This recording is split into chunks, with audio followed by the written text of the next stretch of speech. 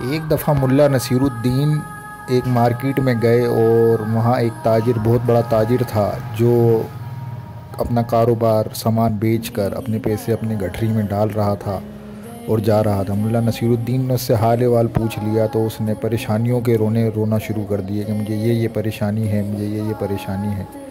ملا نصیر الدین نے موقع دیکھ کر اس کی پیسوں کی گٹھری کو چھینا اور وہاں سے بھاگ گئے۔ تاجر کافی دیر تک ان کے پیچھے گیا لیکن نہیں ملے، کافی ڈھونڈنے کے بعد نہیں ملا۔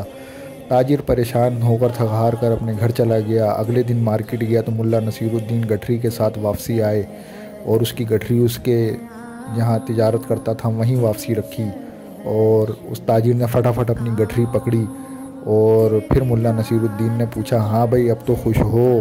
تو بولتا ہاں بہت خوش ہوں۔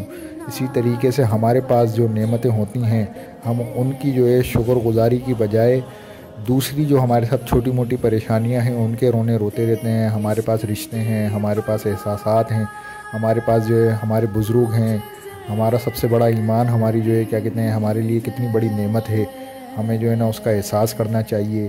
اور چھوٹی موٹی پریشانیاں تو سب کے ساتھ لگی رہتی ہیں۔ بڑے سے بڑے انسان کو بھی پکڑ کے پوچھ لیں گے وہ بھی اپنی پریشانیوں کا رونا روئے گا، چھوٹے سے چھوٹے انسان کو پکڑ لیں گے وہ بھی روئے گا، حالانکہ یہ چیز اللہ تعالیٰ کو سخت ناپسند ہے۔ ہم میں سے اکثر لوگوں کا یہ حال ہے کہ جو نعمت ہمارے پاس ہوتی ہے جب تک وہ چھن نہیں جاتی، جب تک ہمارے کو اس کا احساس نہیں ہوتا۔ اسی طریقے سے ہم نے اپنے رشتوں کو بھی کیا ہوا ہے۔ ہمارے پاس اتنے قیمتی رشتے ہیں، اتنے قیمتی لوگ ہیں، ان کو ہم اگنور کرتے رہتے ہیں، اور جب وہ چھن جاتے ہیں جب ہمیں احساس ہوتا ہے۔ اور اسی طریقے سے ہمارے پاس اتنی نعمتیں اللہ نے دی ہیں ہمیں، ہمارا کھانا پینا ہمیں 3 ٹائم کھلا رہا ہے اللہ پاک، ہمیں پہنا رہا ہے، اڑا رہا ہے، اتنی نعمتیں ہوتی ہیں، اس کے باوجود ہم جو ہے روتے رہتے ہیں۔